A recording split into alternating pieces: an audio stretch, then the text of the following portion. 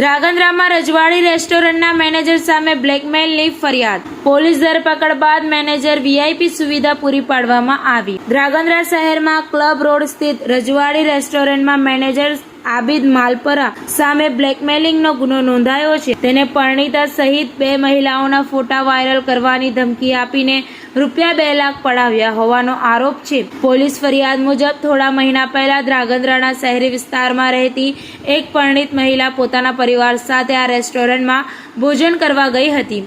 તે સમયે મહિલા અને તેની નણંદ વોશરૂમમાં ગયા હતા. મેનેજર આબિદ મલપરાએ પાછળના રસ્તેથી વોશરૂમમાં જઈ તેમના ફોટા પાડી લીધા હતા. ત્યારબાદ આબિદ મલપરાએ પરણિતાને તેના અને તેની નણંદના ફોટા બતાવી વાયરલ કરવાની ધમકી આપી. તેને પોતાનો મોબાઈલ નંબર આપીને વાતચીત કરવા દબાણ કર્યું હતું.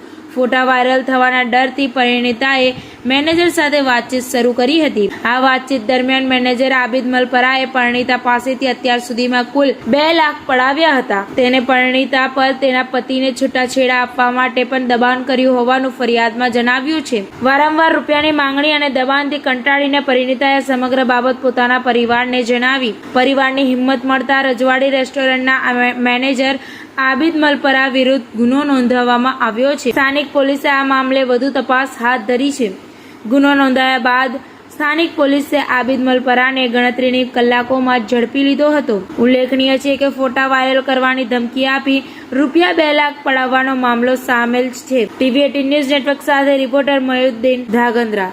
ધ્રાંગધ્રાની રહેવાસી છું. ધ્રાંગધ્રામાં આવેલી રજવાડી હોટલમાં મહિલાને માન અને તેની સન્માનને લાંછન લાગે એવા કાર્ય કરવામાં આવે છે. ત્યાં આવેલી રજવાડી હોટલમાં શૌચાલયની અંદર અશ્લીલ ફોટા પાડે છે. ત્યાંના લોકો ત્યાં બ્લેકમેલ કરે છે કે અમે તમારા ફોટા વાયરલ કરી નાખશી. જો તમે અમારા ધર્મ પરિવર્તન કરી તમે અમારા ધર્મમાં આવશો નહીં તો અમે તમારા ફોટા વાયરલ કરી નાખશી. અને મને એવી ધમકી આપે છે કે જો તું તારા હસબન્ડને તો છૂટાછેડા નહીં આપે તો હું તારા હસબન્ડને છે ને હું મારી નાખશી અને છે ને તારા છોકરાને પણ અમારા તરફથી ખેંચી દેશી. એવી રીતે કરીને મને ધમકી આપે છે. પ્લસ કે એને મારી પાસે ઘણા બધા ટાઈમથી છેલ્લા 5 થી 6 મહિનાથી 2 થી 2.5 લાખ રૂપિયા કટકે છે બ્લેકમેલ કરીને છે ને મને પડાવ્યા છે. એમને મને એવું કીધું કે થોડા ટાઈમ પહેલાં તો ખજૂર અને ચોકલેટ ને એ બધું ખવડાવ્યું. પછી કઈ વસ્તુ મને યાદ આવી નહીં.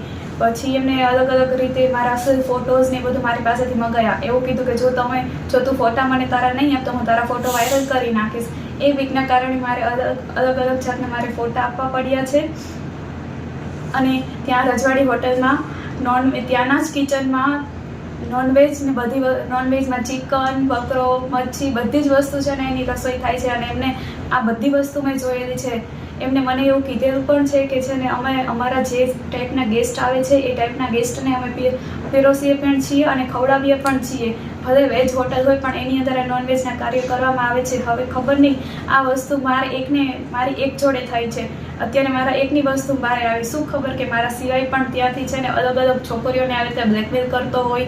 મારા સિવાય કોઈક છોકરીઓની જિંદગી પણ ખરાબ કરી હોય અને એનું બહાર ના આવી હોય. આના સિવાય ત્યાં હોટલનો જે માલિક છે એ હોટલના માલિક પણ અલગ અલગ છોકરી જોડે અશ્લીલ હરકતો કરે છે. એના મેં મારી નજરે વિડીયો પણ જોયેલા છે અને ફોટા પણ જોયેલા છે.